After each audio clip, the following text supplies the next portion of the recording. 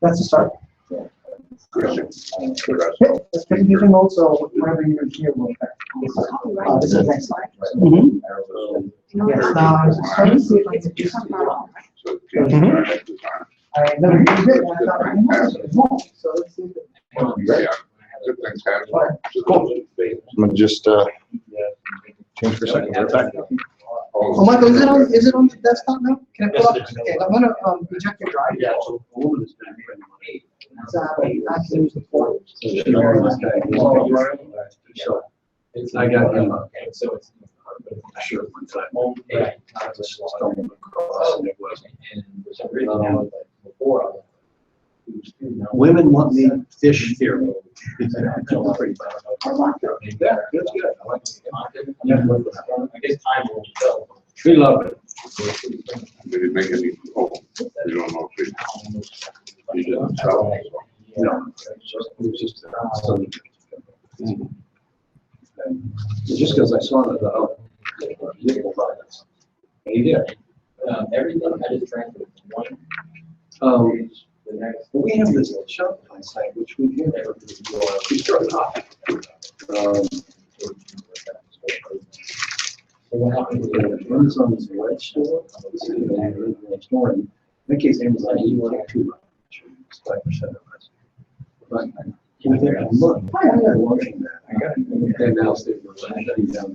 I'm not a member of it, but they gave you the organization.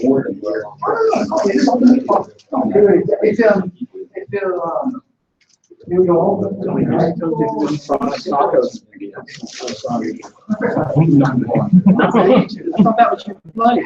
It was, but recently it hadn't been, many more home. You graduate to something else? Home.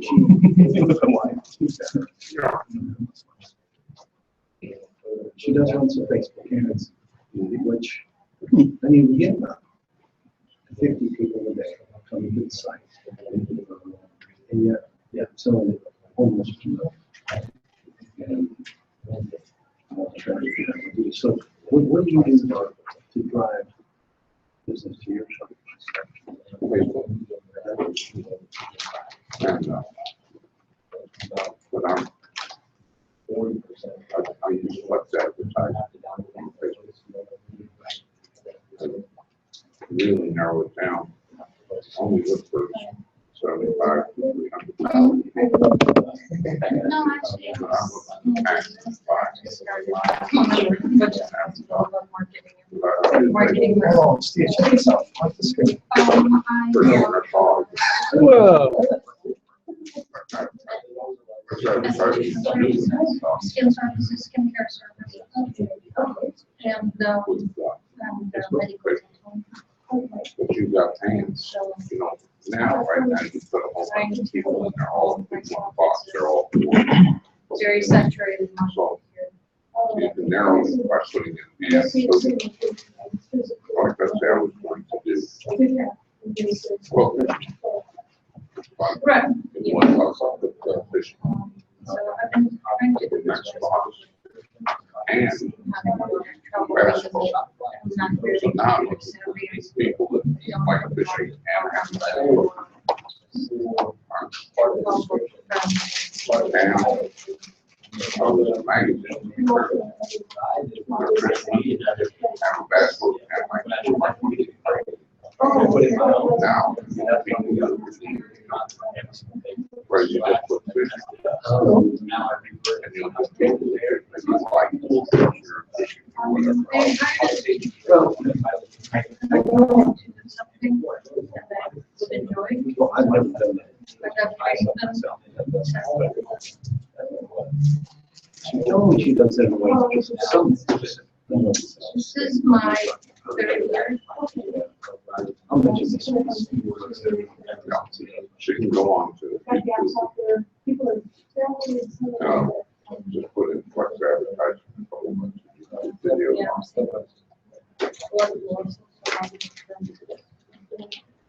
Even walk the hobby. Hello, sir. How are you? Good. How are you? Good. How are you? How are you doing? When's the baby due? Yeah. August. You're sleeping now. It's like deja vu, I keep hearing that. Yeah. Every parent will tell you that. And medical building here. By the porch.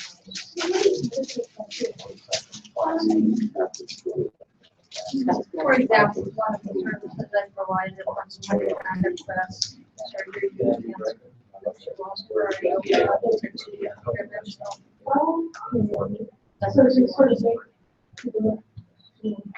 Yes, or somebody had an access. How are you doing, Chris? I am just fantastic. How are you doing? Good. Is Anthony gonna be here tonight, do you know? I don't know. He rarely remembers. So, Really? yes. He's always like, oh, I mean, he texted me sometime when I'm on my way home. Oh, it was tonight. It was, yeah, I was like, so yeah, he doesn't remember very often. Mr. Reliability.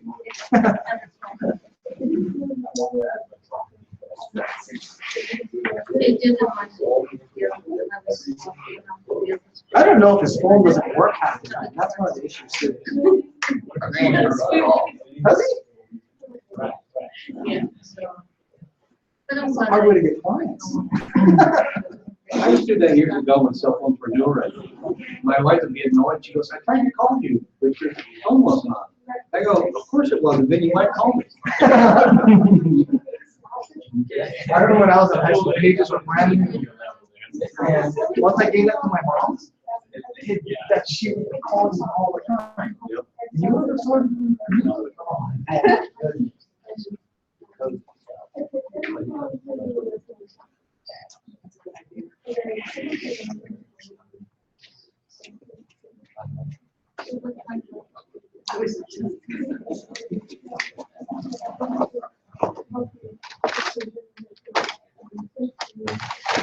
We got a couple of minutes before we start. Does anybody have any questions? Because we do have a guest speaker, so I want to make sure that we give the guest speaker as much time as possible. But if there's any open questions that somebody might have regarding internet marketing, or that they've been stuck on, problems, anything Got a else? question. Got a question. Are you gonna be around Thursday afternoon? Okay,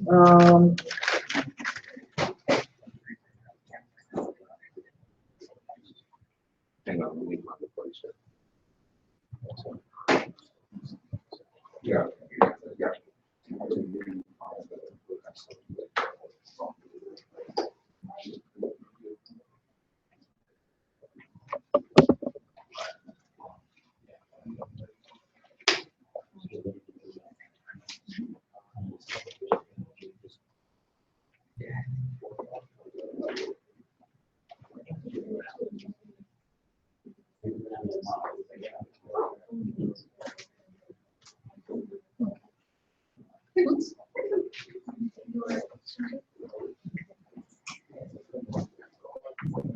Did you say that video today? no. What? Because I'm kind of befuddled. I'm curious what you guys did. What was it on? You changes and something about memberships. Are now going to be half price from $39. I didn't know we had any $39 memberships. Yeah, they brought that out like. Are you still doing Amazon? ASF? Or Yeah. OPT? Somebody, Yeah. yeah. Cool. Yeah. I didn't know away with all the tools. Great. How you doing? Talk to you later. Wow. Yeah. Hey, how are you? Good. Here I am. You too. We're making a book. Is this Will's group or is it the is it ASF? Yes, Jason did. Jason Flatland or Captain? The Captain back guy? One of the two. Wow. Yeah, wasn't Flatland, no. Interesting. It's, one of the parts, it's Jason and what is his name, the other partner? Jason and Matt. Okay, Matt. Matt's the one that's doing, one of them isn't even. Yeah, no, it's just, yeah. passing back and Come on, have a seat. Can't keep track. Yeah, but I just looked at it briefly today, it's 10 minutes or so. Oh, So I had not been in ASM for a long time, so mhm. seriously. Interesting. Well, I actually joined the third, and it was $39. And it was different, speakers, you know, it was kind of like information. Well, what, they had that newsletter.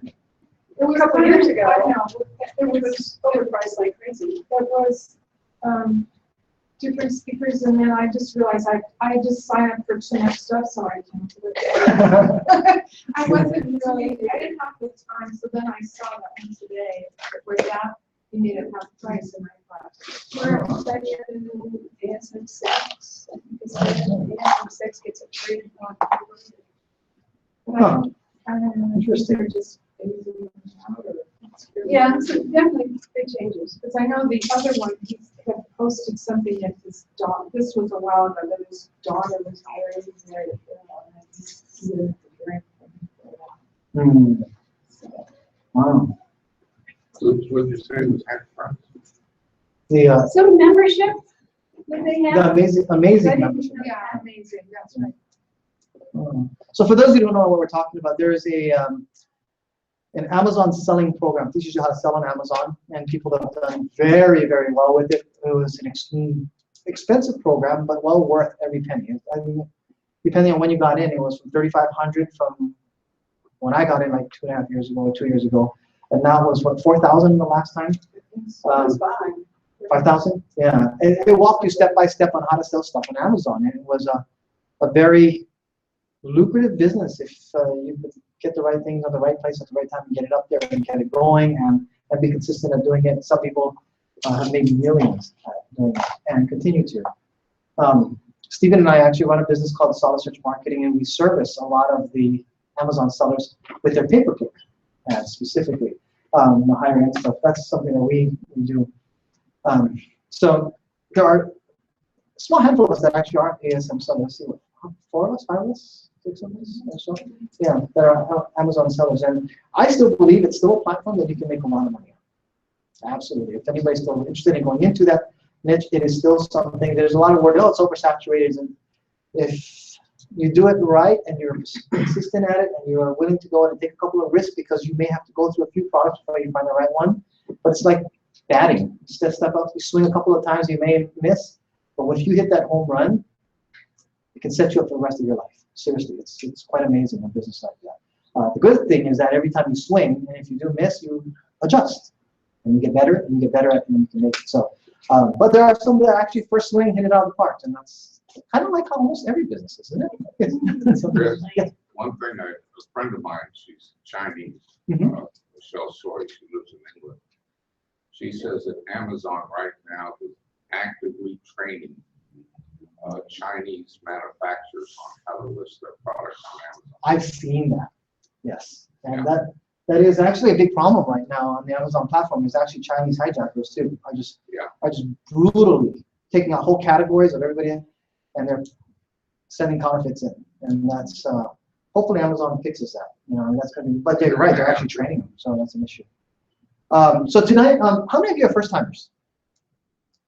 Okay, so that's about normal. We'll actually have probably a few more people coming in throughout the evening. So for those of you who don't know who I am, my name is Chris. This group started in 2009, as I was just looking at it, and about 2 years later after it started, I didn't start it.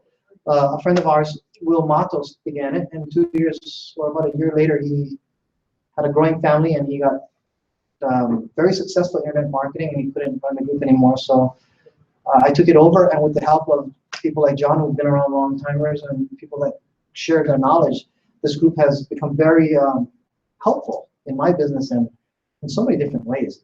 So for those of you who are new, if you don't know anything about internet marketing, you're in the right place. If you know a lot about internet marketing, you're still in the right place, because it's a diverse group of knowledge that can be very helpful. Tonight we have a very special guest speaker, and occasionally we have them, and we're very lucky that actually Mike has come to the group a few times and is a regular, but also has a skill in copywriting that he'll be sharing with us. But before I bring up just some little housekeeping about the group, We do have a website called Internet Marketers, SCV Internet Marketers. So if you cannot make it live to the group, this camera actually does broadcast it live on the website. So you'll be able to see it actually through the website. Just go to scvinternetmarketers.com. There's business cards here for the group. So it has the website address if you can't remember it. And we also have, I highly recommend signing up for the Meetup group through meetup.com. Set up an account, it's completely free, and then you can just look for Internet Marketing Santa Clarita, and you'll find this page here. And the reason why, if you register for it, is because this is how I communicate to everybody. We have 912 members as of tonight. I mean, this is awesome. Thanks to a lot of you guys too that are sharing what's out there. Now, a lot of people are actually not even in the States. It's not weird. But they signed up, now they can watch us live anyway, so that's pretty cool. But we do post stuff that's here on. Now, occasionally there may be something that goes out that is an affiliate link or something that is being promoted. I have to be completely upfront honest on that. It is rare. I don't know how those of you get to meet it. Maybe like twice a year I'll do something like that. That'll push something on that. And one is conference that we have in Las Vegas, because that changed my life. And it also changed Will Matos' life. And this is a no pitch group. To be honest, we don't sell anything here, or we don't push anything here, so you're not going to be pitched on a product per se. Now, if people ask about what we use for certain things while we're going along the way, we do make recommendations. And on the main site, what we'll normally do is we'll put up links with links to the products on the far right. Those are usually affiliate links, which means I do make commission off of anything that is sold through there. It does not cost you any more or less to use those links. Whether you went directly to the site or use the link, it costs the same, but payout will come if you use that link. And that money will go into the group for things like helping to buy this projector. You can only see this because of most of you guys being generous donations to help get this. The last 5 or 6 years, we've been using a really, really old projector that right now you would not be able to see the screen. It wasn't bright enough. So I really appreciate all of the contributions that came in. I guess even with a mild art twisting here and there sometimes to say, hey, please help out with it. But also affiliate commissions have also helped contribute to getting this as well when money comes in. Plus, it costs about $150 now to have the meetup.com central hub to go and communicate to everybody, which I don't mind paying. So the commissions that do go into it do go into actual products that are used for the groups. And also, every once in a while, if we have enough of an influx of money, then we'll run a contest, which is usually a lot of fun. And we've given away, I think, 2 iPad minis, a Barnes & Noble Nook, $400 course on how to do mobile marketing, all this kind of stuff that actually comes out of some great benefit out of that. So that's basically it. We are allowed to go ahead and eat and drink as long as it's from the cafe in here, and all they ask is that we clean it up when we're done. So if you have any trash, please just contribute to the trash can on the way out. If you have that, we'll clean up the rest after that. If you need to leave, it is very casual. Okay, don't feel as though don't want to interrupt, but we do know that people have babysitters that need to go ahead and run off and do it. Now, the other rule, in order for us to use this room by Barnes, the greatest thing is this room is free. Great location, great space that we can do it. They don't the 3 or 4 things that they have to say, other than us keeping it clean, is that it has to be open to the public, which it is. And if you have friends that want to know how to do this kind of stuff, then by all means, please invite them to come out, and we can hopefully help them or whatever they need. The other thing is we can't sell anything, which we don't, unless I push actually some of their books. They totally want me to do that, obviously. Okay, so every once in a while, I'll grab a couple of books that I have read that I've gotten into that I really like, and I will go ahead and promote those. And usually it has something to do with some kind of marketing or business. What was the other last thing? Oh, and the last thing is just my thing.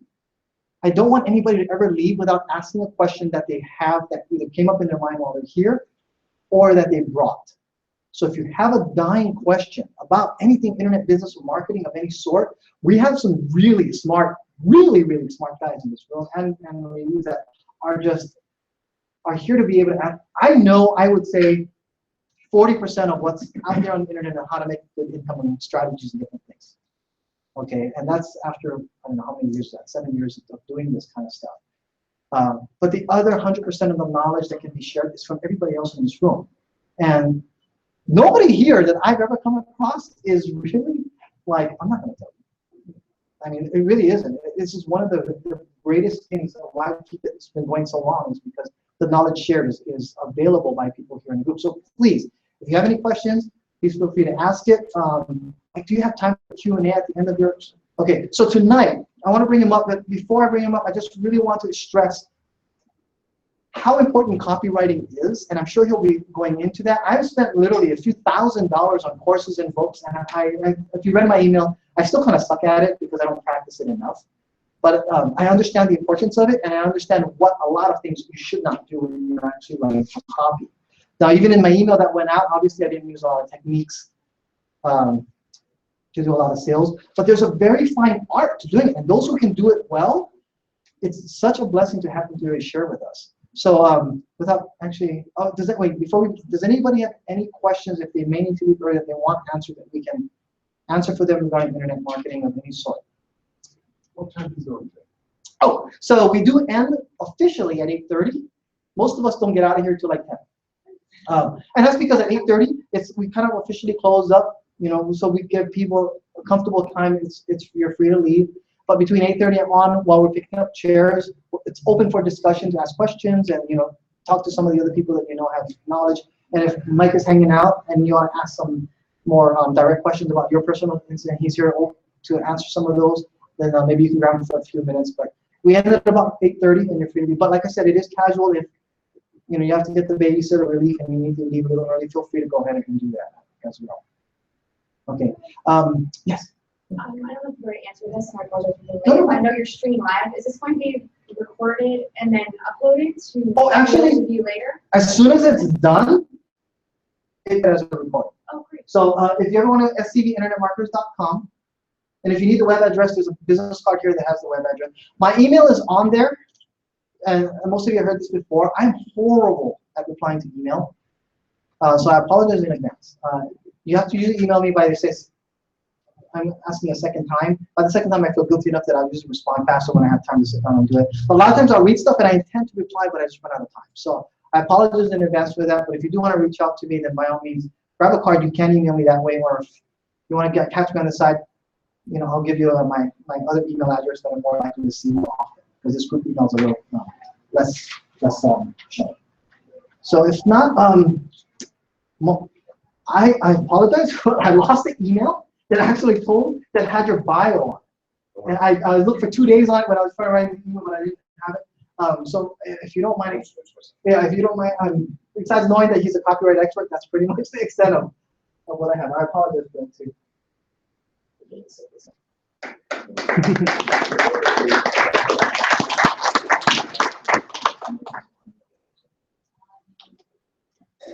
To advance your own use.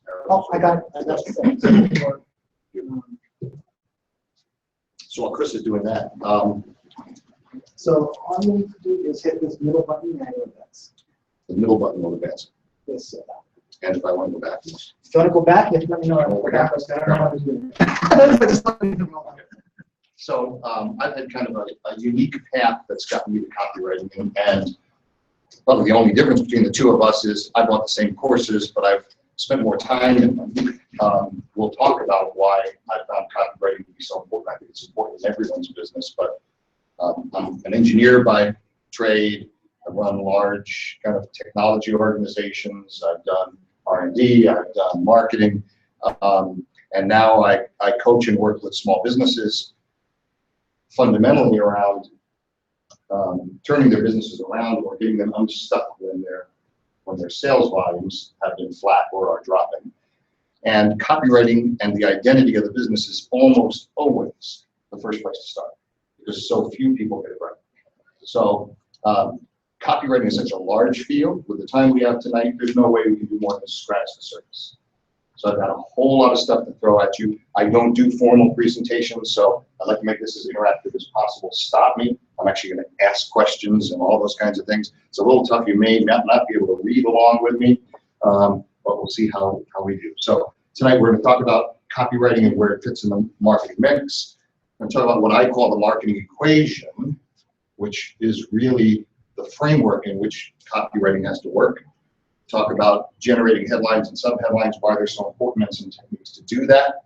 We'll go through some kind of a smattering of things you should be thinking about when you write copy, or how you're going to present yourself to your clients and prospects, and we'll go through a few applications as well. So, putting copy into context. Fundamentally, one of the questions, I mean, there are so many different definitions of marketing. If you're going to get an MBA, you know, marketing is everything, right? It's product definition, it's segmenting the marketplace, it's defining all those things. But for smaller businesses that most of us probably represent, marketing is really a job that goes hand in hand with sales. And its job is to capture attention and then to help move the prospect along to the next step as effectively as possible, to educate them so they move to the next step in a low-risk way, so ultimately we can move them along until they're into direct sales, or we close them if in fact it's a fully automated kind of funnel. Strategic and tactical marketing get bandied around a lot, and what I'd like to use as the definition for tonight is strategic marketing is what you have to say, how you say it, and who you say it to. It's your core message. By contrast, tactical marketing is where you're going to place the message. So it's about placing the ads, generating leads, sending out mailers. This is media, PR, brochures, web pages, all that sort of thing. But this is really the key message, and that is that getting the strategic message right is almost always more important than where you say it.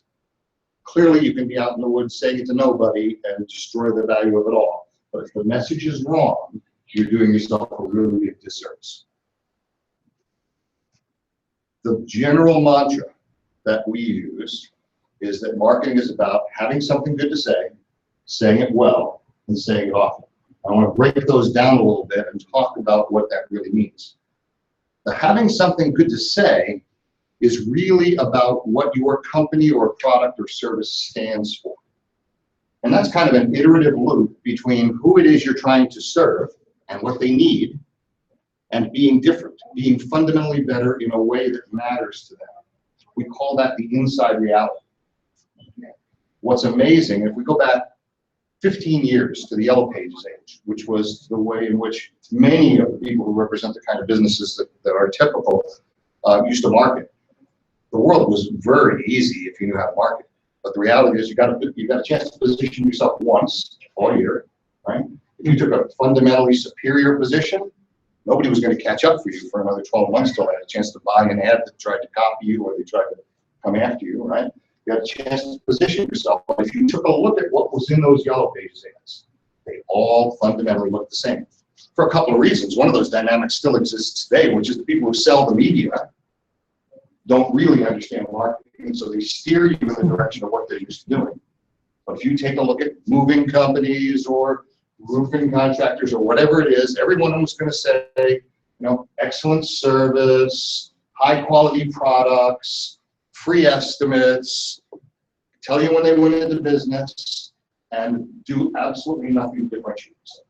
So before we get into the writing at all, one of the things that is so essential is to decide how you're going to be different. And we had a presentation last meeting about vision statement, which is one way to kind of craft how you need to be different and what you're going to focus on.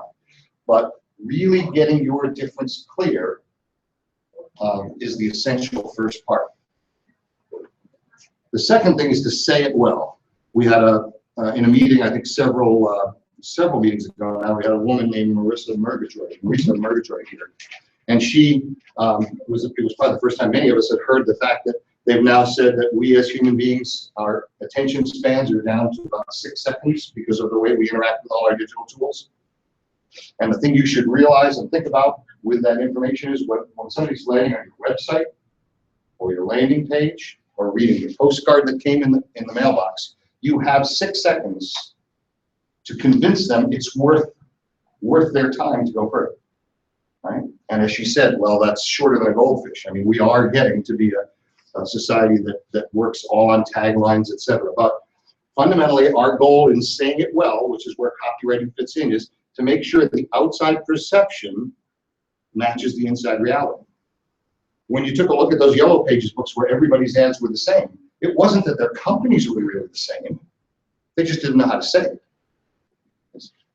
Would you repeat what the meaning of internal reality is? Because Sure. I think that's important, and I'm Yes. missing it. So in business terms, this would be your core competencies, your strategic advantage. If you're a foreign car repair place and all of your technicians have gone to the highest level of training possible, whatever that is, I don't work in that field, so I couldn't tell you what that is, right? Instead of saying, excellent, we work on Hondas, or we know Hondas inside out, which everyone who services cars is going to say, you want to communicate in very precise terms the fact that you only work with technicians who've been at the job for 3 years or more, who've been certified at the highest level. You use only Honda direct parts and not,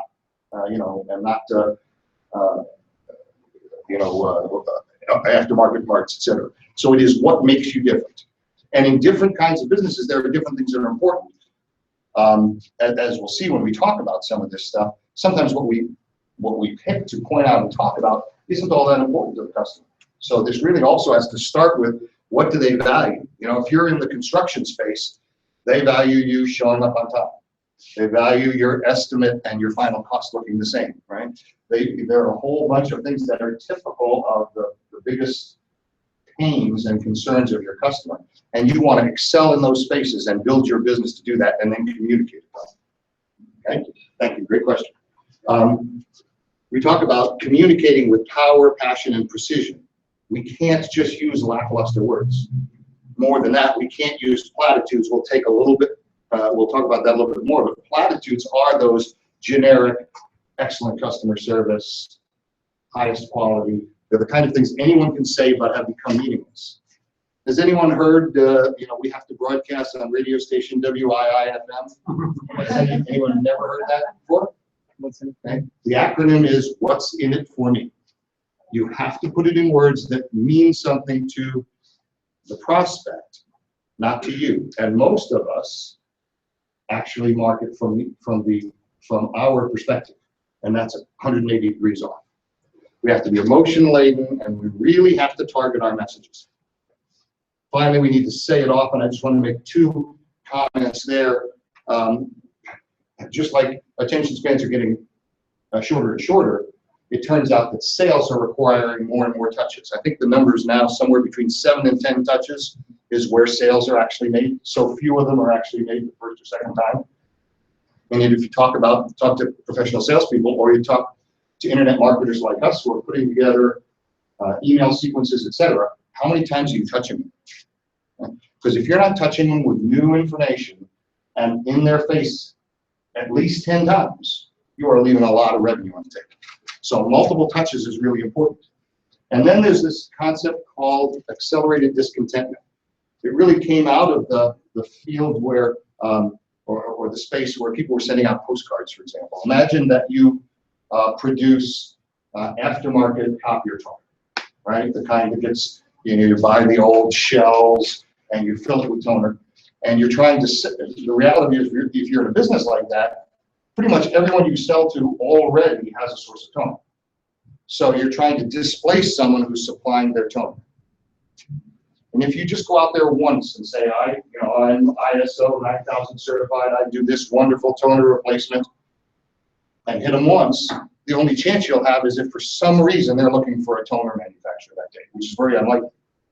But if you're mailing them routinely, talking about how your stuff never leaks, all the quality things you do, and they're getting a postcard every week, then that one time that their other manufacturer's toner leaks on them, they're going to go, now wait a minute, I remember stuff. They probably weren't even paying attention to the first 10 you sent them.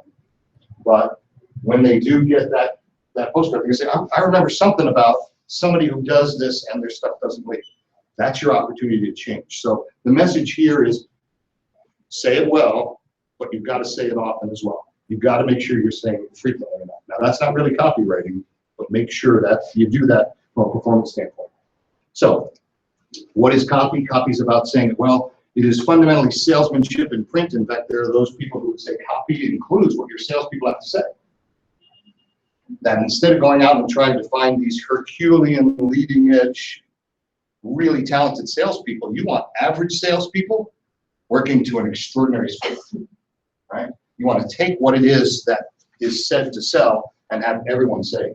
So copy spans all those things, and we generally write it to follow the marketing equation, which we'll talk about in a second. So there was a saying, and I love math, I'm a tech guy, so I'm gonna give math for 3 slides here.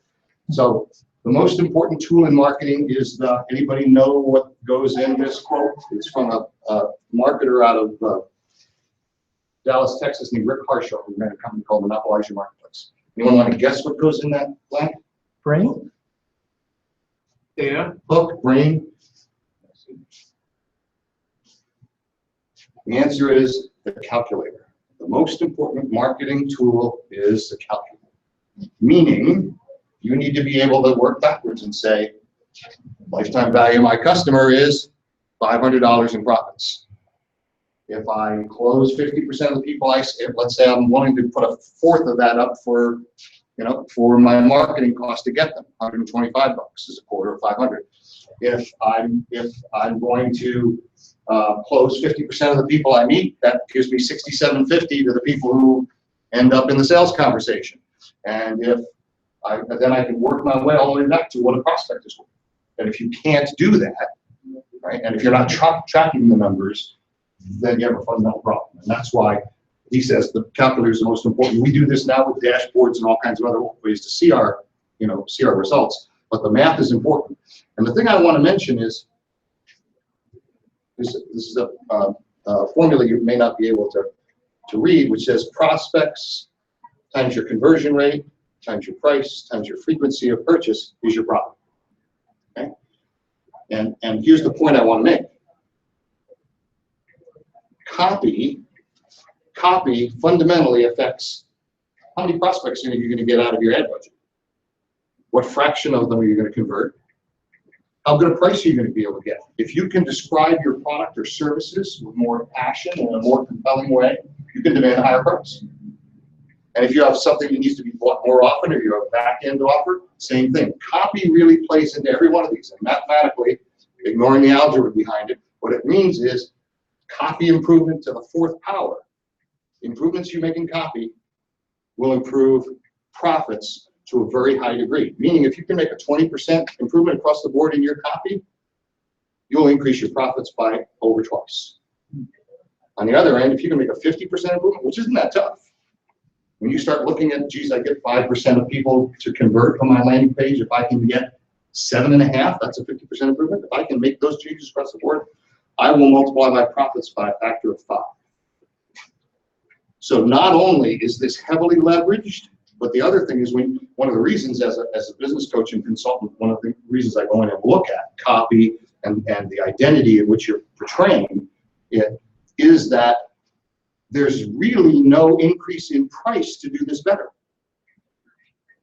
You don't have to pay more for ads that are better written. The landing page isn't more expensive because you put more compelling wording on it. Your product listing isn't more expensive because you described it better.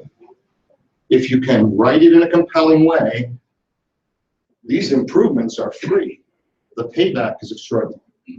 So enough of the advertisement behind learning copy to the extent you can. Okay. Dan Kennedy is one of the top copywriters in the world. I think he goes for $10,000 a day plus a percentage of the profits. Right? Copywriting is a very high-paying field.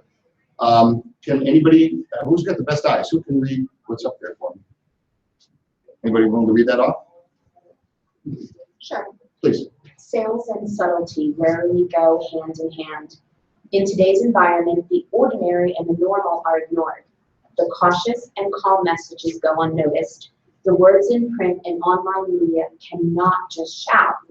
Loud but irrelevant isn't much better than quiet and relevant.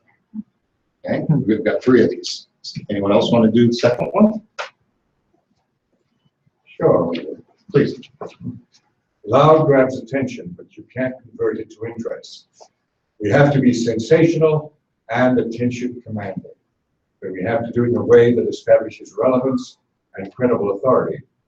Most great sales copy is written backwards, from the customer's interests, desires, frustrations, fears, thoughts, feelings, and experience journeying to a revealing of a solution tied to your business. Now, this is really important. And you're going to see in a second as he closes his statement. He says most people do it the other way around. If you don't start with what fear they have or what problem they have and then present your solution, but instead say, here's what I've got. It's got 1.5 inches of foam insulation. It's made with stainless steel, right? It is manufactured by the best craftsmen in all of Santa Clarita. You're doing it backwards. So to conclude, anyone want to do the last one? Okay. First, ineffective copy starts instead with the company, product, or service and its features. Benefits comparative superiority in price. The best approach is to write like you talk and to infuse your writing with enthusiasm and a deeply emotional. Thank you. Great eyes reader from that. Thank you. So the big messages are here are you can't be quiet. You can't be timid. You can't just be loud. What you say has to be compelling. It has to be passionate. It should be written in a style that's conversational, and it should be written from the customer's perspective first. So let's talk about what I call the marketing equation. Marketing equation says, and this has to do with the sequence of designing almost any marketing piece. Probably an exception here would be something like a pay-per-click ad, where you don't have room to make an education and offer piece, but you have to interrupt, meaning get the attention of the prospect, engage them to go further, educate them, and offer. And let's talk about each of those in a little bit of detail. So interrupting is about getting qualified prospects to pay attention to your marketing. You do it by identifying what their hot buttons are, which is what they're going to respond to. And have anyone ever heard either of these two quotes? Get into the conversation already going on in your prospect's head. Right? You have to be able to channel your prospect. The other is to understand what John Smith buys. You have to see the world through John Smith's eyes. So, a little bit of psychology about how the brain works. Alpha mode. Alpha mode describes the state our brain is in when essentially you're on automatic. This is what we do usually when we're driving from the office home. Has anyone ever had the experience? You're not even quite sure how you got there. You were thinking about something, you made all the turns, you got home safely, but you weren't really paying attention. That's how we are. We're not aware unless you focus. Hey, what's going on with my right toe right now? Right? What's the smell in the room? Well, only if it's different do we really pay attention. Beta mode is the state the brain goes into when it's in active engagement, right? If you're in a heavy thunderstorm, if the snow's coming down like crazy, right? If you've just skidded, you're in alpha mode. And by the way, it takes very little to put you in this place. I saw a study once that said, when you come home late at night and you put the key in your front door, if someone moved, they did the study, if they move the lock a half an inch, you'd notice it. And you'd go, something's wrong. Whereas if the lock was in the same place, you'd be in alpha mode the whole way through, going into the house, then locking the door behind you, flipping the lights on, not paying attention. So the brain, which is, they call it the reticular activator, is what's going on behind the scenes, trying to decide, is it worth getting out of alpha mode and coming into beta mode? And as marketers, that's what we have to do. To be noticed, we have to get people out of alpha mode. And there are 4 ways in general in which you can get people out of the alpha mode. And they call it something familiar, 3 ways, I'm sorry. Familiar, unusual, or problematic. So let's talk about those just for a second. If you buy a new car, let's say I bought a red Yaris, right? I'm going to start noticing red Yarises everywhere. There aren't any more than there were yesterday, but I now care about red Yarises. It's familiar. I remember when my dog died, right? When her name was spoken, TV shows, whatever, wasn't her name, right? Whenever that happened, I was paying attention because I was in a state of mind in which that was going to catch me. The use of celebrities in advertising is using the familiar, right? Oh, Tiger Woods. I wonder what he has to say, right? The unusual tends not to be very useful for us. For big brand builders, that's why you have a gecko, right? Pitching car insurance. But you really don't get much out of it other than it stopped you to listen. You probably have their tagline that's been said, 100,000 times, but we can't afford the literally billions of dollars in repetitions required for that sort of thing. And then the problematic is something that speaks to a problem you're having or is physically dangerous to you. So, in general, we do our interrupting either with imagery or with headlines. And headlines is the safest one to do because with imagery, you have to watch out a little bit from what they call false betas. I'll explain, and let me explain what a false beta is for a second. Here's a false beta in an ad, right? That image of a scissors in the wall socket is liable to make you stop and say, what's going on here, right? And to the extent they had tied that image into their message in any useful way, this has failed because they didn't engage you after the interrupt. Right? Because you probably can't read it from there, but it says, we have the expertise to apply the right technologies and the business sense to help you use them properly. Halfway through, you put it down and moved on. Your 6 seconds of time to really care is gone. Let's talk about, I'm just going to talk about this for a second. So in this engage, you want to give people the promise that there's more information coming. You've gone from interrupting them to stay with me, there's something important here for you, right? And I talked about a false beta. Let me explain what that is. Imagine you're walking through the airport, right? Chris is walking through the airport and he's carrying his bag and he hears, hey, Chris. He spins around and he sees a guy run up and shake the hand of the guy next to him and say, so Chris, how you been doing? And he realizes it wasn't meant for him. Happens all the time. It does. Right. My name is so common. Right. Now, does Chris say, oh, you called my name, I should go over and figure out, what he's doing? Should he engage in a conversation? No, he turns off like that. As soon as he recognizes it wasn't for him. That's what false beta is. I got your attention by putting scissors in the wall socket or somebody's head exploding or whatever it is, but if I didn't deliver on converting that into some reason for you to stay, I've missed out on the engaged step. Okay. After engage, there's the educate part. This is where you're trying to teach people what they need to know to be able to buy the product. And I'm gonna give this a little more relevance in a little bit, but this is also your chance to establish the buying criteria. Meaning if you have something to sell and you start talking with people about what's important in making a comparison, you're going to highlight the things you're best at, right? You're going to highlight those things from your internal reality that matter.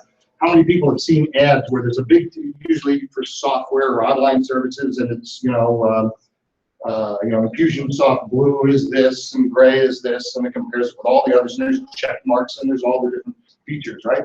It's on their website. It's their choice of the features to list. They're listing ones their competitors don't have on purpose, obviously. It's a positioning piece, right? And they're using it to try to get you to look at the world their way.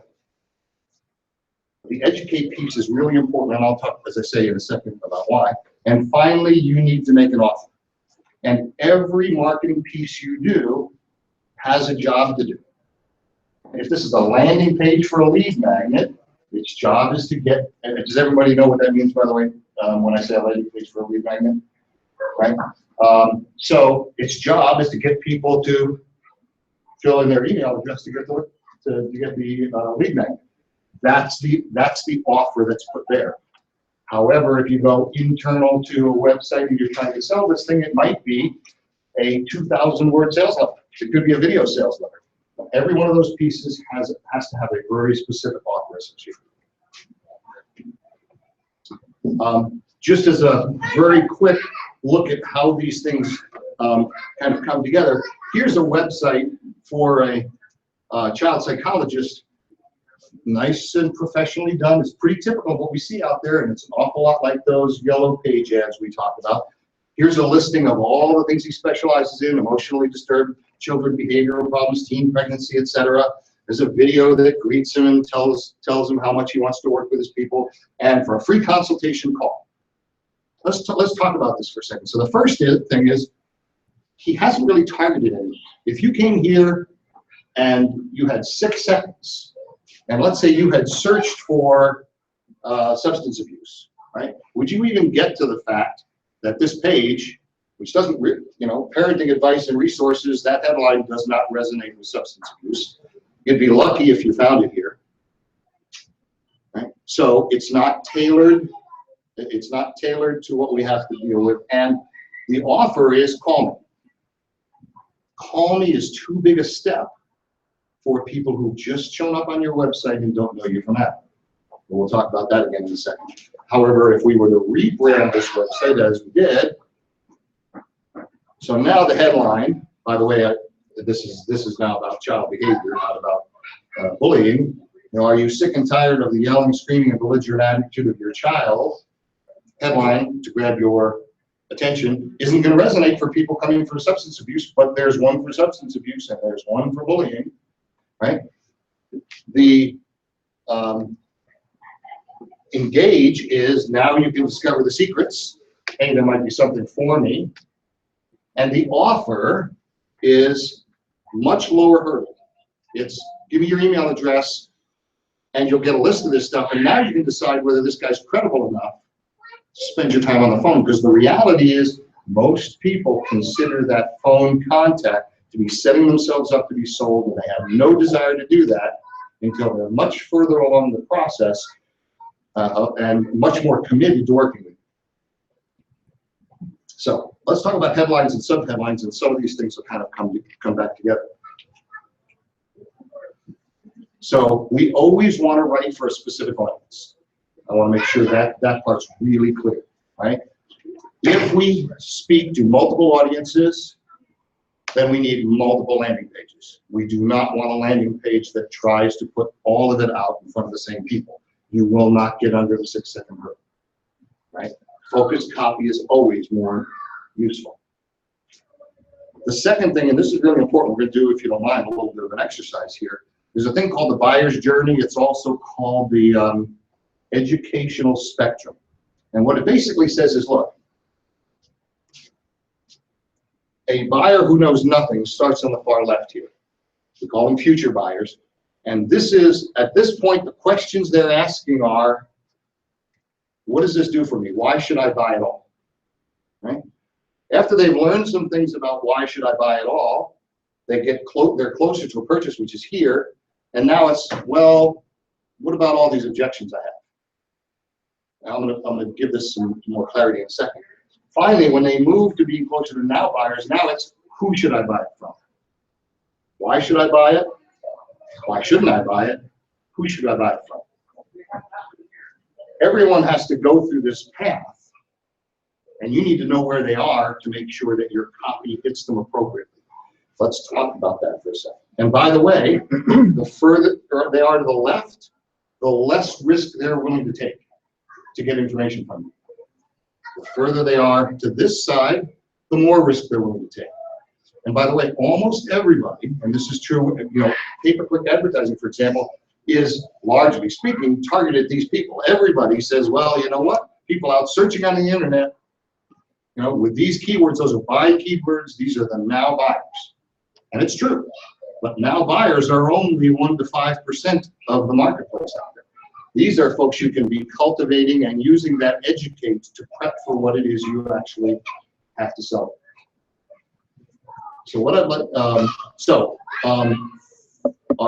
we want to develop for our market what we call hot buttons. What are the key questions running through our prospects' minds? And they fall into the categories of benefits of ownership, objections of ownership, and vendor selection.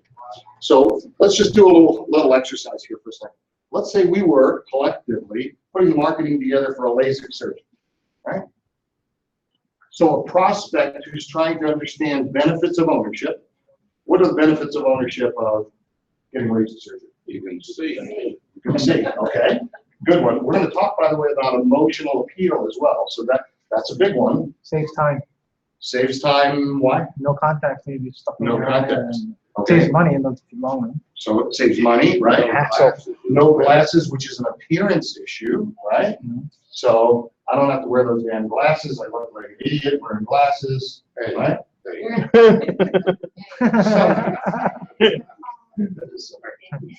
Right? How about objections to ownership? What kind of things come up once they say, hey, that sounds really cool, but what about? What about going blind? You should do it. Yeah, surgery, is there a chance I'll go blind? Is it dangerous, right? What else? Is it expensive? What else? I mean, you wanted referrals for that one. True, except that's vendor selection, right? That's distinguishing between people. Okay. If I go through it, how do I know it'll work? Yep. Will it work, right? Will I need it again? Do my eyes keep changing? Yes, recovery. How long do I have to be out of work? How will it hurt? Right? Right? Will my eyes dry out and I have to put drops in my eyes? You know, there's all these kinds of things it could be, right?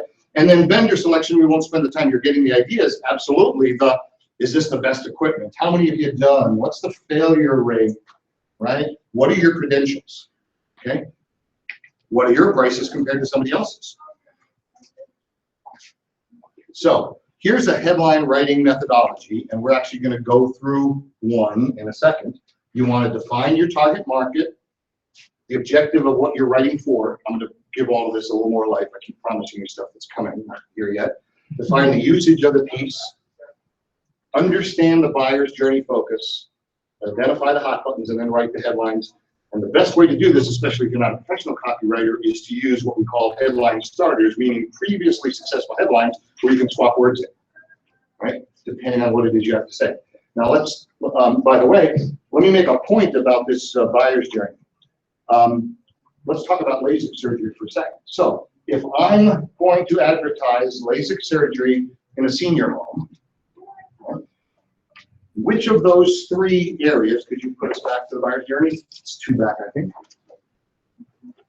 Do you think I need to be talking primarily about benefits of ownership, objections to ownership, or vendor selection?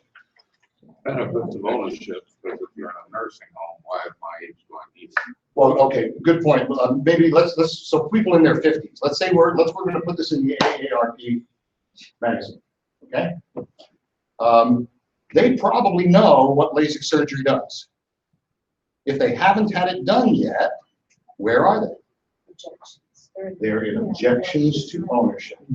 So you need to write your copy around objections to ownership. Now, you never let it all go, right? Because they could be here as well. But your emphasis is going to be here. Light here, heavy here, probably medium here. But the piece and its intention will tell you where you need to focus. If, however, this is for an ad on a college campus, younger kids just coming out may not know this piece.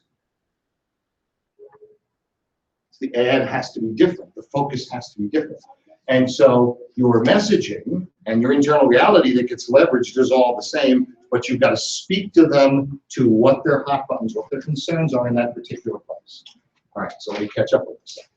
So define the market, the objective, the usage, in order to figure out what hot buttons you got to write to, and then write headlines.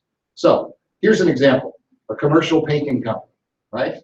We're going to target property management companies. These are repainting jobs, not new construction. It's going into a vendor guide. So we're selling to professional buyers who bought painting before, right? And we're focusing on now buyers because they're not looking to get more information. They're trying to figure out who to work with, right?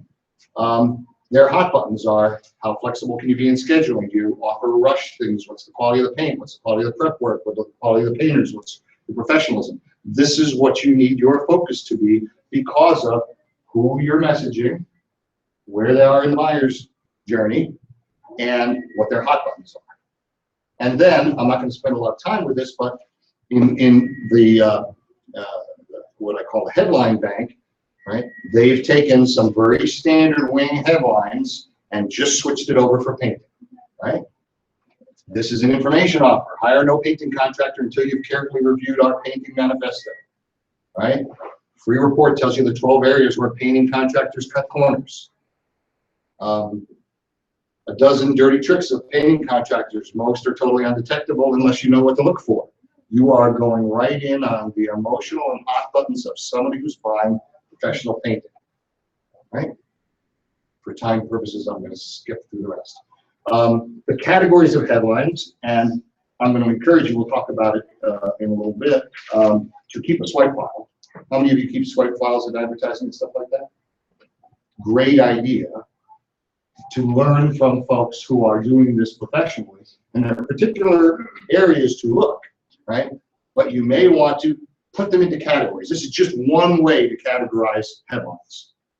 One of the reasons you want to have headlines, and by the way, when we talk about writing headlines, if you were working with me and you were writing the headlines with my coaching, you would take a hot button and I would have you write 30 to 50 headlines, right?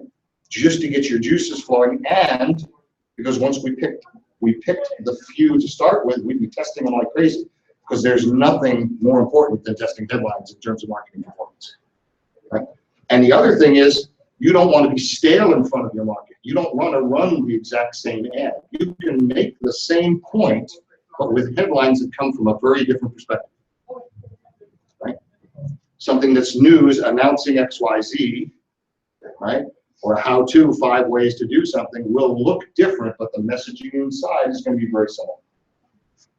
Is this helpful so far? You okay? Any questions? What's a swipe file?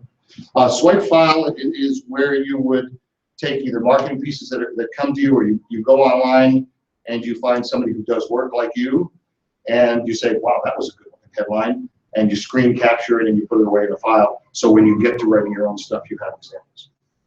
You know, one thing I do all the time, you know, those trashy magazines on the newsstand at the grocery store. Perfect. I buy those all the time. Not to the trashy articles, although some are good.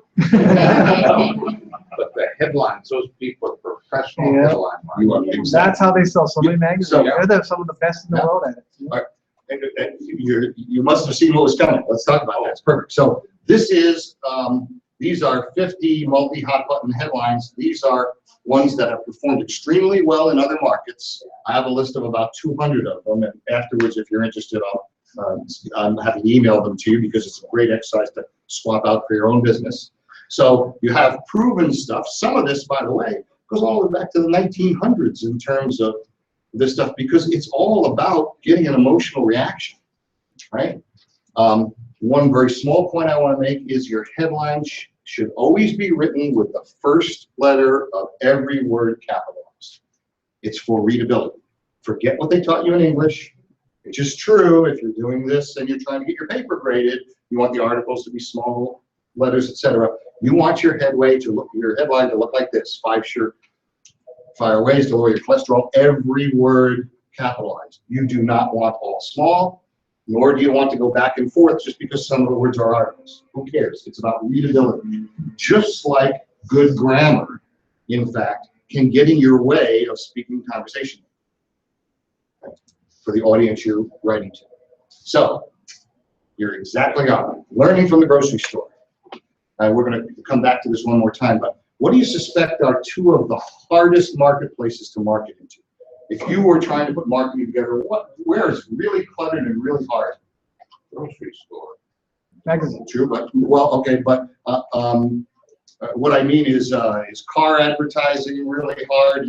How does that compare with selling diet supplements? How does that compare with, what do you think the really hard, you know, everybody's inbox is cluttered with a couple of different categories, which means it draws the very best copywriters in the world. Diet is absolutely one of them. Weight loss is one of the toughest. Sorry? How to get rich. How to get rich, making money. You've nailed it. Number 1 and number 2. The best copywriters in the world work in those 2 spaces. So you absolutely want to be swipe filing them. And the other, and you're exactly right, is headlines used to sell magazines. Among the best are National Enquirer, Glamour, Cosmo, and Redbook. And for just a couple of laughs, so here are some Cosmo headlines, just pulled over off of the last couple of months, right? Get rid of muffin tops, 7 belly blasting tricks. Sounds an awful lot like a lot of these, right? 5 words that get the truth out of guys. Fast abs in 14 days. Last one's kind of a fun one. But there are all kinds of really powerful headlines. Yes? So I'm a little bit confused, because I can see how these are great headlines, but the call to action is read this buy this of the magazine to read this article, but I'm not seeing how this relates to a headline means, give me your email so I can sell my software as a service to you. So you're correct. These are examples of good headlines that interrupt, right? And I've always used as an example. It's a poor one, but if all you care about is response to your pay-per-click ads, it should say, until Google sends you out, free sex, right? But when they land on your home page, on your landing page, and see that you sell machine screws, you wasted your money. You have to have that tie between interrupt and engage. So in their case, you're right. It's just to get to buy the magazine. They've engaged them to the extent that people want to read these articles because they know there are articles with this content. So they kind of are doing two at once, right? Well, by the way, for the swipe file, a great tool to use to collect swipe files is Evernote. Yes. You can just make the categories that you had listed there on Evernote, drag them in there, copy and paste them in there. It also actually, depending, if you copy the URLs, it actually even gives you a preview of the page sometimes on your Evernote notes. Then it's free for a lot of cases, so it's a great tool for swiping. Absolutely. Okay, so let's just talk about some general copywriting topics, and then we're going to fly through just a couple of examples of ways in which copywriting are used, because it's used in so many different ways. So first of all, I want to talk about what I call copywriting schizophrenia, in which I call writing for two masters twice.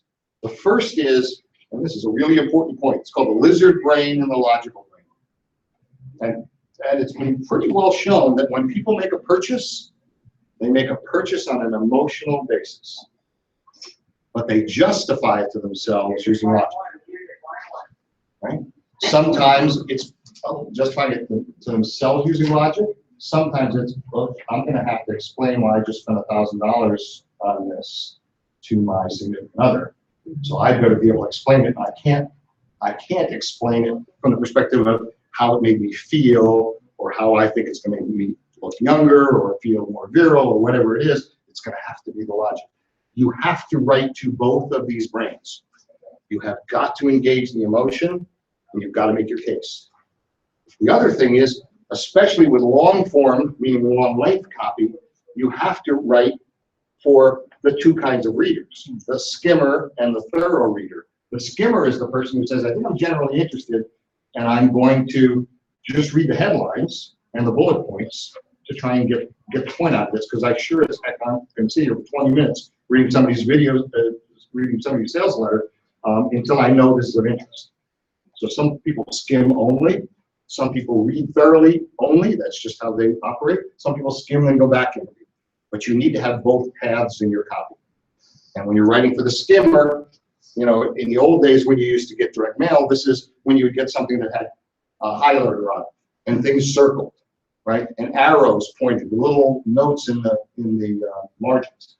And we do that digitally now too. We're using italics and bold and size of fonts to bring attention to certain things so the skimmer can get the value too. Okay, I want to talk for a second about features and benefits. Everybody knows the difference between features and benefits, yes? A feature is a characteristic of the product. Using an example of sleeping bag, a feature is it's got a 1-inch insulation layer, right? The advantage is, well, that helps retain body heat on cold nights. You can go a level higher, which is the benefit. Well, why do I care about being warm on cold nights? So I'll get a good night's sleep, right? And you can even go a level beyond that and add transformations. Here's a completely made up example. We have a diet pill. The feature is it's got 50 milligrams of oxtail extract in it. I have no idea what that'd be useful, right? The advantage is it increases your metabolism by 50%. The benefit is so you'll lose weight. But the transformational piece, the emotional piece is so you'll be healthy and proud of how you look. Or taking away the negative, you'll never have to worry about those whispers behind your back every time you walk into the room again, or whatever it is, right? Writing for the negative is an extremely important part of copywriting. Copywriting, 70% of it is written to fear or greed. And we human beings are wired to be much more sensitive to the negative. right? They say we recall negative events and we feel pain 2.5 times more strongly than the opposite, the upside, the positive stuff. Right? It's one of the reasons that as human beings, we're such terrible investors, right? We find it easy to sell stocks that have gone up, but if they go down, oh my God, I can't take that loss. We just sit on them, right? It's one of the few things that makes stock investing work is if you have ice water in your veins, you can go against those kinds of trends because as a culture, that's how we are. Okay, platitudes. We've talked about it. I just want to make this point one last time because it is so important, and take one example. Platitudes in marketing are words and phrases that are drearily commonplace or predictable, that lack power to evoke interest through overuse and repetition, that are nevertheless stated as though they are original or significant, like best service and higher quality. There are a whole bunch of them, but this is one almost everyone uses. It's meant to be funny, but in business, why do people care that you've been in business since 1984? From their perspective, what does that mean? They'll be there tomorrow. You need to make that, you're exactly right, but then you need to make that case, and you need to make the case that that's important, right? So if you're in, again, go back to the construction business, if you say 70% of construction companies are out of business in 3 years, there are 3,247 complaints to the Business Bureau of homeowners who've been left holding the bag because the contractor walked away with their money. We've been in business for 23 years, now it means something. It does not, if you run a corner shop and are selling Hallmark cards, right? How long you've been in business means nothing in that marketplace, and you need to know how to convert your features and benefits into advantages and transformations, and you need to write specifically and to what people care about. Okay, I'm gonna fly through some last stuff. We'll finish up in about 5-10 minutes, if that's okay. Research, okay? Researching your competitors is absolutely essential, if only to understand how you are going to position against them, but also to steal ideas. You should be signed up for every email sequence, direct mail sequence you can get from them, right? You should be paying attention to what is used more than once, because stuff that's mailed or used over and over, if you see an ad that's been running for more than 3 months, it's profitable. Don't jump on an ad if you've just seen once, because they're testing, right? The other thing is, and this is a really important side piece, is using what are called comparables. So these may not be your competitors, but these are people who are selling into the same market or at the same price point or using the same methodology you are, right? So if you're selling yachts to rich people, look at what people who are selling private jets to rich people do. Same price point, right? Or just because they're selling to your same target demographic. You want to look at what's working. Again, answer all the ads you can see to take a look at how the copy's written, what premiums, bonuses, payments, structures they're using, everything. And this we talked about before, so I'll just skip, but keep swipe files on the very best. Weight loss, business opportunity, alternative medicine, and popular magazine covers tend to have exceptional headlines, because they have to. Trying to sell things that are unbelievable requires excellent copy, right? But those headlines are really helpful in selling things that are believable as well. Let's study them, okay? Explaining what something is not is really important as well. What you don't have to do. We're going to talk in a minute about USPs. It's important when you say this diet pill will do this, this, and this, without requiring you to exercise, without asking you to give up your favorite foods. The things that it's not can define your product or service as much as what it is. So keep a what it's not list. It can be just a self. This is an essential piece, depending on who you're writing for, but making it not their fault. I'll let you read the words, but fundamentally, for example, if you are doing a diet supplement, you cannot say you are fat because you take in more calories than you exercise. You should just push back on the table. You have no self-control. Right? Yeah, don't tell the truth. They're gone. Right? In fact, you'll see that the kinds of headlines that are used and kind of copywriting that are used in many of these cases are, You're the victim of a conspiracy. The headline is, finally revealed. The secret your doctor won't tell you about what it really takes to increase your metabolism, right? Big Pharma is the problem. They've been hiding all these natural supplements that would cure all of this, but it won't make them enough money. It's not your fault. You're the victim here, but I'm here to help. You have to decide ethically whether it fits you and whether you want to say that, but the reality is the truth will kill you in some of these markets. You cannot hold them accountable, or you will lose them, all of them. You must in your copy deal with objections. You can't just leave it hanging out there. You need to know what the objections are. That's part of the objections to ownership, right? You must deal with those. You can't leave them hanging. You have to address, does it hurt? How long does it take to recover? What are the risks? Because they're asking the questions. And one of the things that come up with this often is, well, how come my expert hasn't told me about this before? Or how come no one's ever done this before? And you need to have a good answer for that. And often what you'll find in good copies, they'll go somewhere else. They'll find some other story from another marketplace or where something has been hidden or the truth finally came out, implying that it's true in your case. But you have to deal with objections in a section of your copy. Damaging admission is often used. You admit to something wrong with your product. And the funny psychological thing is, when you say that it's got XYZ problem, you gain credibility in everything else you say. So you fall on your sword in a controlled and small way to get credibility in the ways that are important. Understand that every one of the objections to ownership, every one of those lists will always and must include, I don't want it. You got to convince them they want it. I don't believe in you. You have to establish your credibility. And the biggest of all is, I don't believe in myself. I'm not sure I can get the results. And you have to convince them they can. As silly as it sounds, that self-confidence issue is one of the biggest barriers to buying. Stories are really important. They allow you to convey your message in other ways. Because we're short on time, I'll just give you two really quick pieces here. What's called the Miracle Ear story. The CE Miracle Ear is a company, was a private company, sold multiple times, and every few years the original owner would buy it back after the new company made a mess of it and turn it around again.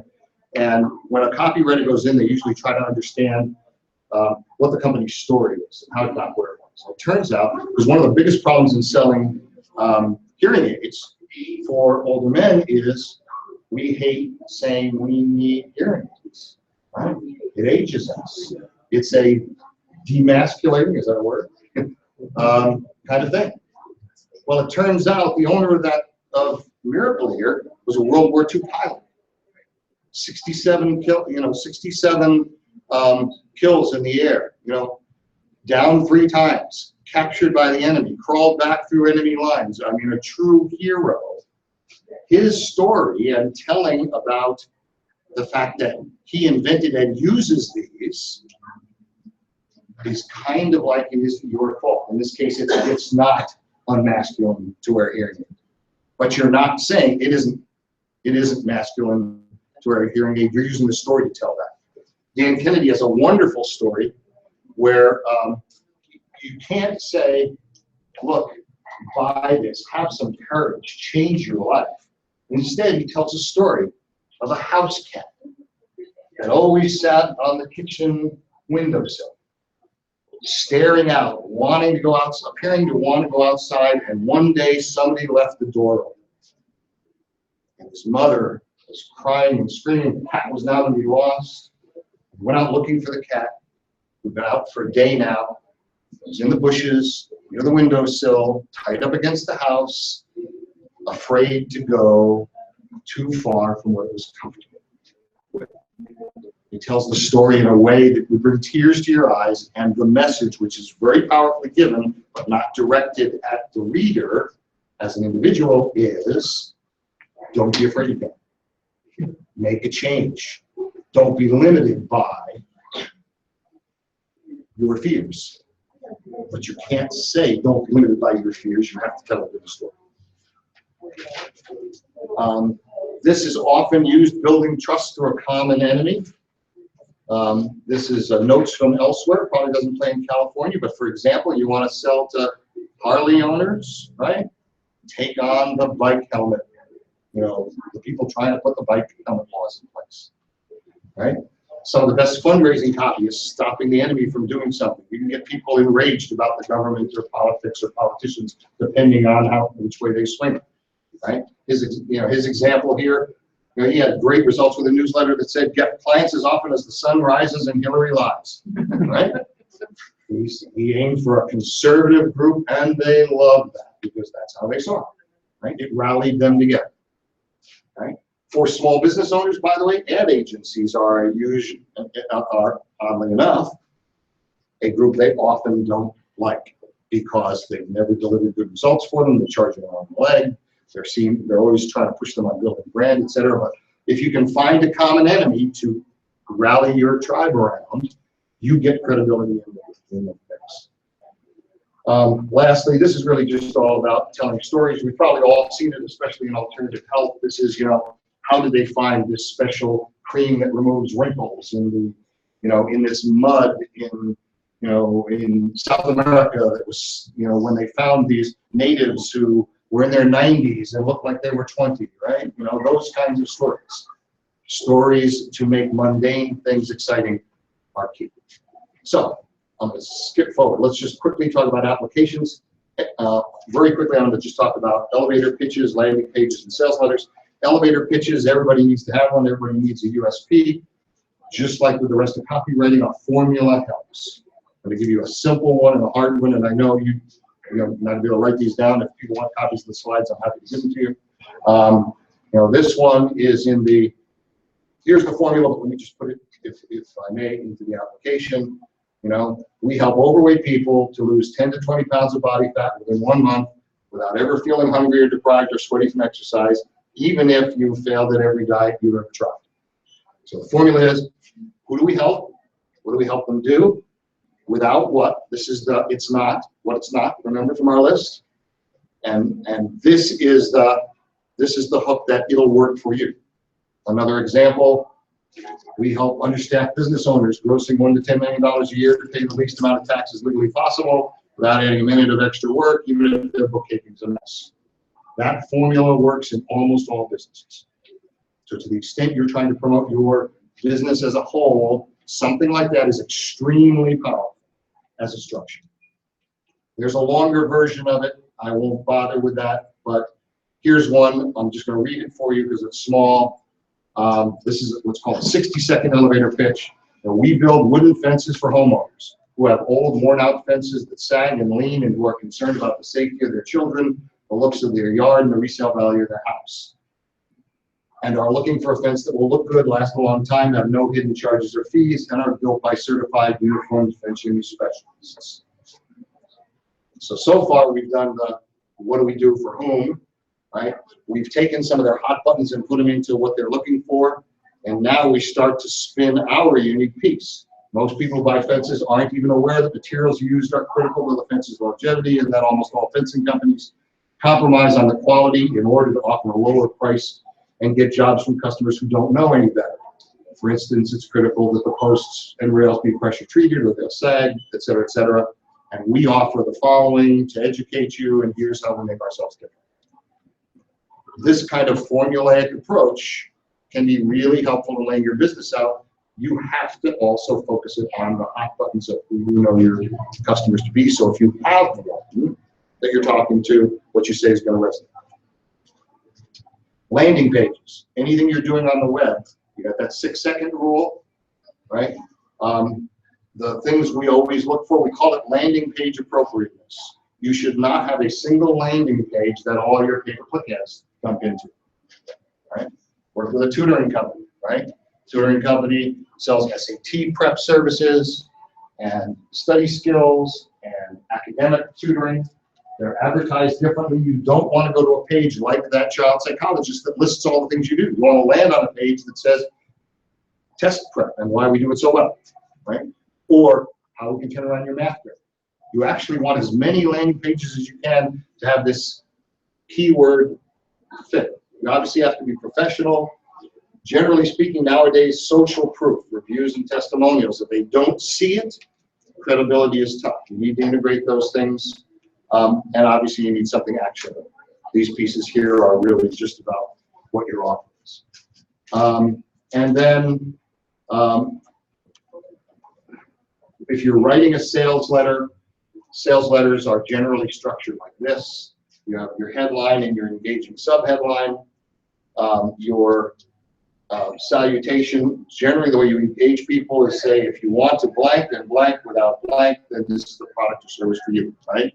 If you want to double your sales by improving your internet, by improving your pay-per-click without spending an arm load on monthly pay-per-click budget, then this training course and pay-per-click advertising is for you. Then you have to deal with credibility, why you should listen to me. Bullets, and remember, bullets and headlines are the most important pieces. Testimonials have to be in there for social proof. Then basically it's your offer, your price, bonuses. And does everybody know what risk reversal is? Because it's a really important part of selling many things.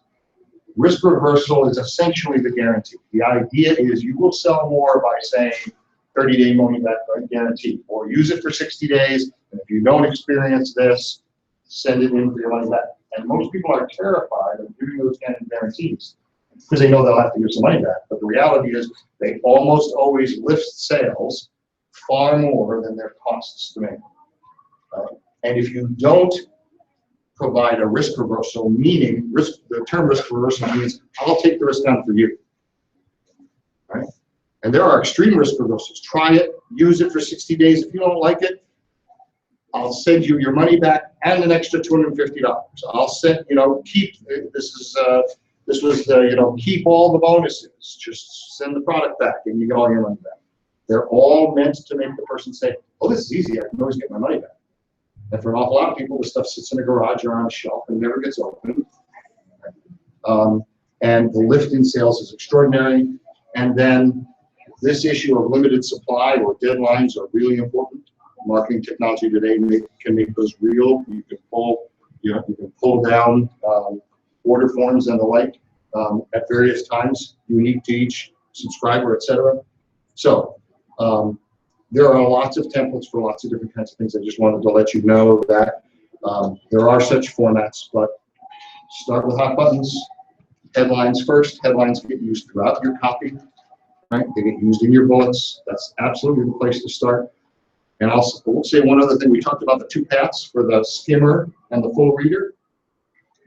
Rich Harshaw, who's one of the men I quoted up here, is the guy who said the most important tool in marketing is the calculator. They used to do fax marketing 20 years ago. They would fill rooms with about twice this number of people selling an internet marketing or a small business marketing piece. And they would go into different regions and do this. And they had a layout for the letter they would fax into all these businesses. And it was headlines, and then the copy was changed in between the headlines, depending on where they were and what marketplace it was and how wealthy it was, etc. And he had an intern who came in because the faxes would go out on Monday to fill the room on Friday. And she came in and she saw one of these on his office, ready to go. They're supposed to be faxed out Monday morning. He hadn't finished this. None of the filler copy was there. It was all the, what's the term in marketing for the, it looks like Latin, but it's the lorem ipsum, right? It's just all in place. I'm sorry? Briefing, right? So the fax went out with that stuff in between the headlines. And they filled the room with exactly the same number of people. Right? And he went out and he put it up there and he pointed out to people that they should, these people spent $700 to come sit in that room. So that tells you that a very high fraction of people are headline readers only. That's the part you most have to get right. Hot buttons to headlines. So that's it. If you're interested in that headline list, or I have a thing you use to score copy, which you can use for yourself to take a look at your ads, etc. I got some index cards. You can just leave me your name and email address, or you can email me at bottomlinecoaches@gmail.com, and I'll send you a copy electronically. Thank you. That's all I got. This is a great overview. It really sparked my interest. Does this all, is there like a classic textbook that summarizes, can you recommend a book I should know about that this derives from, or supplements, or is complementary to?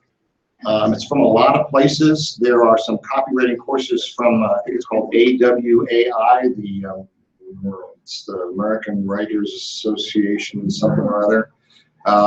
But the problem is, there are lots of people who do different kinds of copywriting well. Usually, you want to go back. Claude Hopkins wrote a book called Great for Advertising. No, Scientific Advertising, I think it's called. Right. But copywriting, by the way, for business to business is different than business to consumer.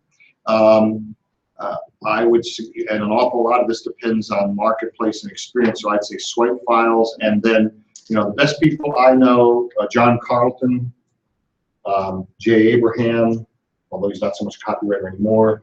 Dan Kennedy. I think Frank Kern to some extent. Gary Halbert. Gary Halbert, right, he passed away. Halbert, Yeah. really. Very good copywriter, exactly. Yep. Thank you. Clayton Makepeace. But if you go out and take a look at kind of best copywriters around and look at top 10 lists and kind of cross them over, but you're probably going to want to read 3 or 4 books to get a piece of it. Bob Bly out of New Jersey has a lot of inexpensive stuff that gives a good overview as well. His stuff tends to be $20 or $30, whereas the other people are selling, $500 to multi-$1,000 programs. So There's a book that really got me piqued and interested in how the influence really does happen, and it's a book called Hypnotic Writing by Joel, I think it's pronounced Vitale, V-I-T-A. Joe Vitale, yes. He's a fantastic writer as far as influencing people to do things like in the marketing side of it. And I think he had a lot of influence in that movie called The Secret and the marketing of that video as well. But that's a really, really good book on that. It's very simple to read, and it's so interesting as far as the psychology of it. Yes. What's the last name on that? V-I-T-A-L-E, Vitale. Yeah. and there's a book called Influence, I believe. Yes. As well. Oh, Influence is really good. What's his name? Dr. Shikansi, I'm trying to say. No, Robert Cialdini. Cialdini. Cialdini. Yeah. Robert Cialdini. And that's a lot of, in the services business, which I'm in, that's a lot about kind of, what they call, when you give value first and there's a desire for reciprocation. Yeah. Sorry? Reciprocal altruism. Yes, I Robert think he calls it different. Reset, Yes.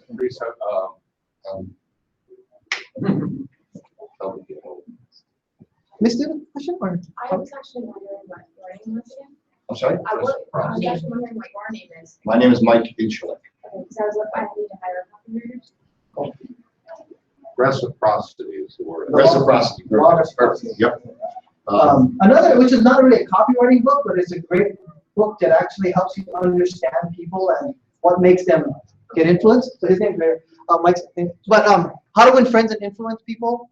I think it should be mandatory writing for all high schoolers so people can relate better with each other.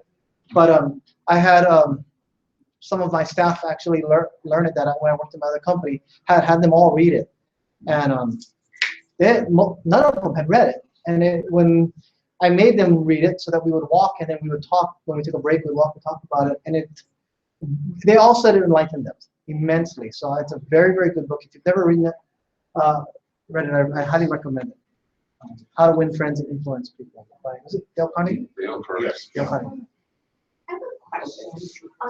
Imagine like you were also doing like chapters for titles for like book that would be similar to this. Yep. I notice I tend to get to the logical or like the logical thing of what it's called, like what the to trigger my brain. What would be a good way to start thinking to make it a little more catchy, to make it look more interesting in like a table of contents? Sure. Is Well, there an idea? I guess what I'd say is this: there's two things. Probably the most important thing for you is to get the book title right. right? Because the chapter, the table of contents is going to be more about how you feel about it. Because once they're in, they're in. It's true, people might skim it. But I would probably use a technique. There's a guy named Tim Ferriss. He wrote the 4-Hour Work Week and the 4-Hour Body, etc. And what he does to define the titles of his books is he basically creates pay-per-click ads and looks at responses to the pay-per-click ads with different titles. And there are people, by the way, who make a lot of money by going back and finding old, out of print or no longer or now public domain books and retitling them because they were titled terribly, and giving them a snazzy title and getting a lot of interest. So there are ways to use internet advertising as a way to hone in on headlines and titles. The other thing for those of you, because I know a lot of you are in the product business, to kind of find those hot buttons, there are a few people who teach how to do that, but one of the shorthand keys is you go to places like Amazon and you read all the 2- and 3-star reviews and you look at what the most common complaints are. And then you make sure you address those in your copy. Right? Same thing with going out on forums. And what is it that people are complaining about most if you're looking to develop a new product or position where these stuff? If anybody's looking for great resources, free resources online on conversions for your websites, whether it be for merchandise, services, or anything online, there's a company called Unbounce. Ollie Gardner is the CEO of that, and he has fantastic blogs and case studies of just how one headline changed, made conversions go up 30–40%. And if you think about how important learning about copywriting and how to convert sales, I call it almost, it's what's called, I consider it unlimited ROI. So say if I have a business that makes $10,000 a month on my website, and somebody teaches me a little bit of copywriting that actually gives me a 10% conversion rate increase every month.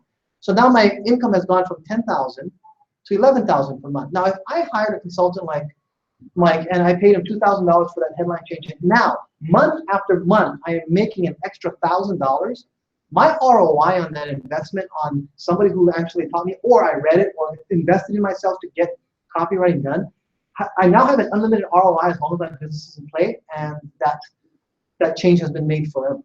So it's something that I recommend if you're going into internet marketing of any sort. Learn a little bit, take some time. It's actually quite fun.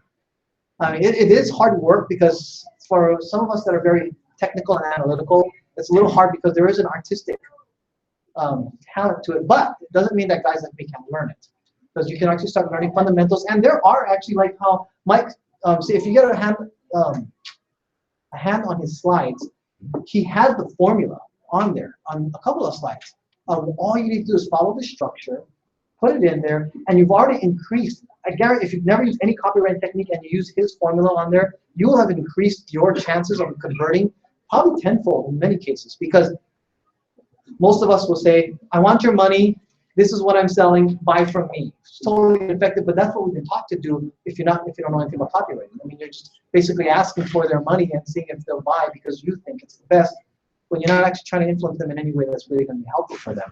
So one place that I did learn a lot from pitch for it, other than it's just a recommendation if you're looking for a conference that's actually close in Vegas, the Conversion Conference, run by a guy named Tim Ash. He runs a conference that has a lot of great stuff. He talked about the lizard things right on stage, the lizard mentality and how logic and what do they call it? It was more instinct, or I don't know, urge or something like that along there. But if you ever get a chance to go, it's actually a pretty affordable conference at about $1,000, and they have it at the Rio, which I think rooms are like $99 a night, and it's 2 days. Now you get 2 days of stuff like what Mike taught, intense, and then of course the networking of people where you can talk to other people and get ideas on how they're doing copywriting in your industry is fantastic. I went once. I don't feel as though I would ever need to go a second time, because that first was really good. I convinced my bosses to send 3 others with me, and I told them, I gave them the guarantee, if they don't make an ROI of their investment, I would pay him back for every penny that he spent on the crew that was going with me, because I knew that they had no idea how to do anything about copywriting. And sure enough, I think we had a 7 times conversion after it was done. That's quite a significant amount of money over time. I'll add just one real quick thing. whether you're going to write the copy yourself or work with a copywriter, it still helps you to understand copywriting or understand the mentality of your prospect. Because this should be, it's not just landing pages and sales letters. It should be the script the receptionist, answers with. It should be what the on-hold recording is talking about, right? It's in every interaction, and it's designed from the customer hot buttons back.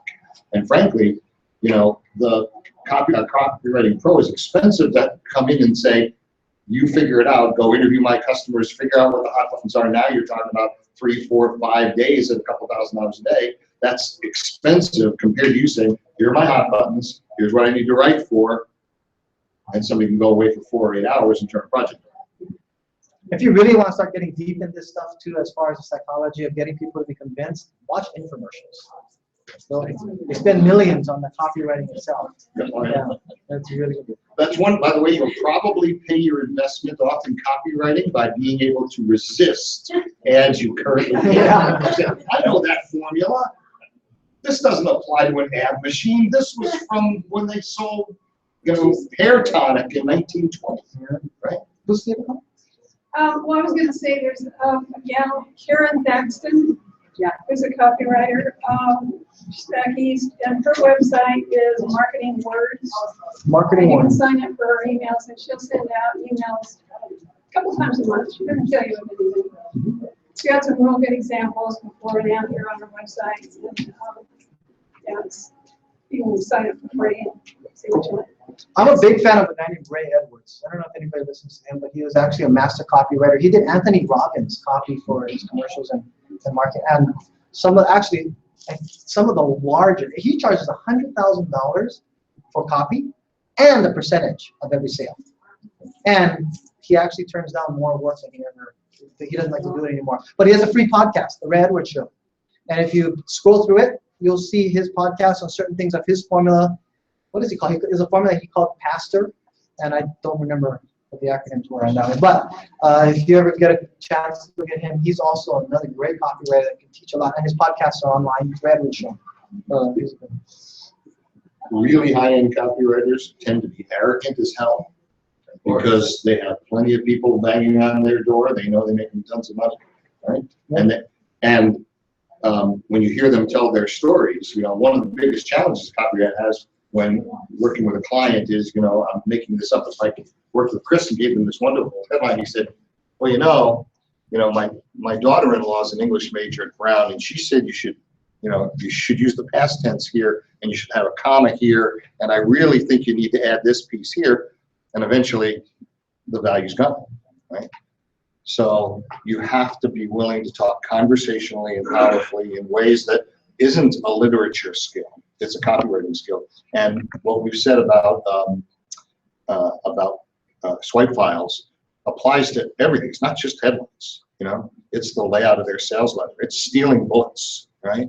It's stealing, by the way, you should be scripting the testimonials and reviews you get from your prospects to the extent you can, right? Because an awful lot of them will say, I love it. I don't know what to say. Just say something for me and I'll sign it, right? You should know how you want to hit your internal reality and place it on top of those hot buttons. Okay, so it is 8:30. I wanted to make sure if there's anybody who has questions and anything in general that they have, I don't want anyone leaving without actually asking a question. Yeah. Questions. You mentioned this one website. You said it was Unbox. I'm sorry? Oh, Unbounce. Unbounce. Like, don't bounce, like unbounce. Yes. They make landing pages, so Correct. ClickFunnels and landingpages.net are in that ilk. But and I think ClickFunnels gives performance of their landing pages, which are layouts, not headline statements. Unbounce, I think, is doing the same thing. Yeah. Right. So very helpful to use layouts that are proven to work, but the headlines will be up to you. They have a lot of great blog posts on case studies. That's what I really like about it. Does anybody have any other general questions of anything else on the internet? Yes, thank you very much. I really appreciate it. It was a real pleasure. Thank you. All right. Well, thank you all for coming. We are going to be here again next month. You can email me, or you can, or if you'd rather leave me your name and number, either way is fine. Email is probably better. That way I can't lose it. Ah. I'm sorry?